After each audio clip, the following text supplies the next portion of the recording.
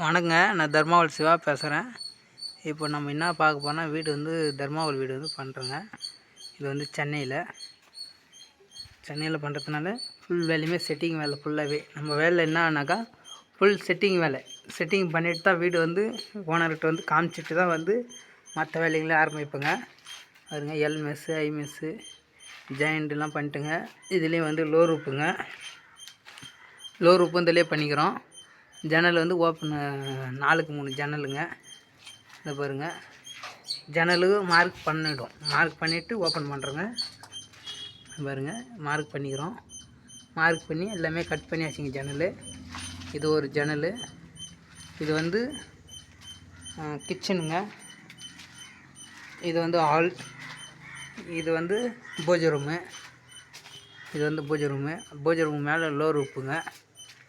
L mess ஐ mess Roop ceiling ஏற்றிட்டு தான் என்றைக்குமே வந்து நம்ம வந்து கட்ட ஆரம்பிப்போம்.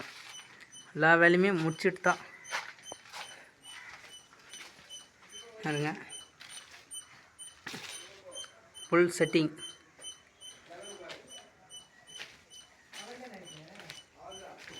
பாருங்க, இது வந்து பாத்ரூமு.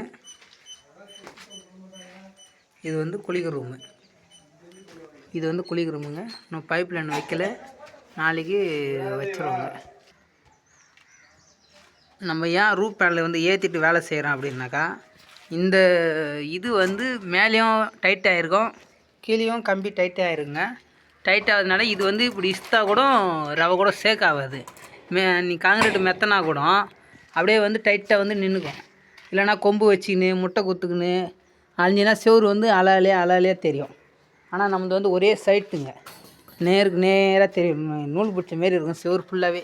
அதனால தான் எப்பவுமே நாங்கள் ரூப் பேனல் வந்து முதல்ல ஏற்றிடுவோம். ஏற்றிட்டு தான் வந்து நாங்கள் வந்து எல்லா வேலையுமே செய்ய ஆரம்பிப்போம். அது அந்த ரீசன் தாங்க. ரூப் பேனல் ஏற்றாத போது எப்படி பெண்டாக தெரித்து பாருங்கள். இந்த பெண்டு வந்து ரூப் பேனல் இஸ்து வச்சு கட்டினோடனே நேராக அந்த செவுறு வந்து கீழே எப்படி நேராக இருக்குது, ஒரே நேராக அதுமாரி வந்து மேலே நேராக தெரியுங்க, ஒரே நேர்கோட்டில் தெரியுங்க. அதனால தான் வந்து நாங்கள் ரூப் பேனல் எப்பவுமே ஏற்றிடுவோம்.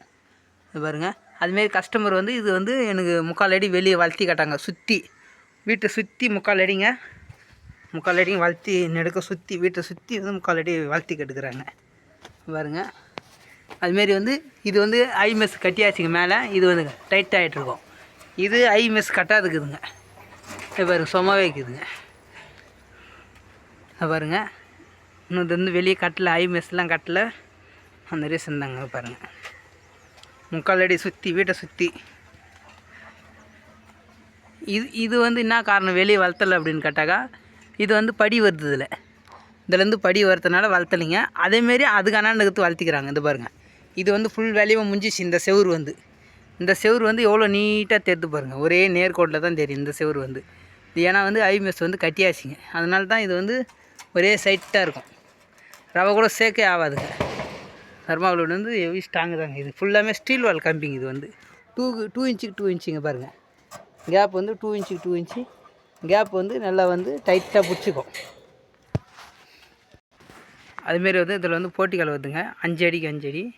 பில்லர் வந்து 4 ரேஸ் பண்ணி இது மட்டும் கட்டி ரெடி பண்ணி கொடுத்துருவோம். ரெடி பண்ணிட்டாங்க. வீடு வந்து ஃபினிஷிங் அப்படியே காங்கிரீட்டு போட்டு மெத்த வேண்டிட்டாங்க. பாருங்க,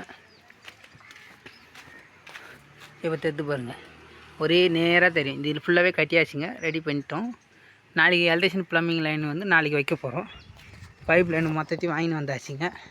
வாங்கின்னு வந்ததையும் காட்டுறேன், நீங்கள் பாருங்கள்.